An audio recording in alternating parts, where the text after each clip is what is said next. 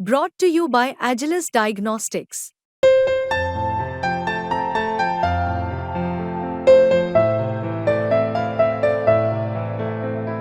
Agilus Diagnostics.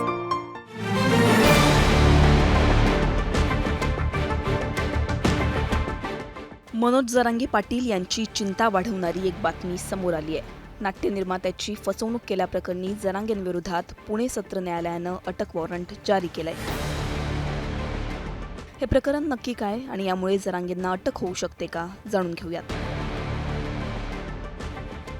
2013 मधल्या एका जुन्या प्रकरणामुळे जरांगेंच्या अडचणी आता वाढण्याची शक्यता आहे. पुण्यातील एका नाट्य निर्मात्याने मनोज जरांगे यांच्यावर फसवणूक केल्याचा आरोप केला असून पुण्यातील कोथरूड पोलीस ठाण्यात या प्रकरणी गुन्हा सुद्धा दाखल झालाय. 2013 मध्ये जालन्यात जरांगे पाटील यांनी शंभूराजे या नाटकाचे 6 प्रयोग आयोजित केले होते. प्रत्येक प्रयोगाला 5 लाख रुपये, याप्रमाणे 30 लाख रुपये नाट्य निर्मात्यांना देण्याचं ठरलं.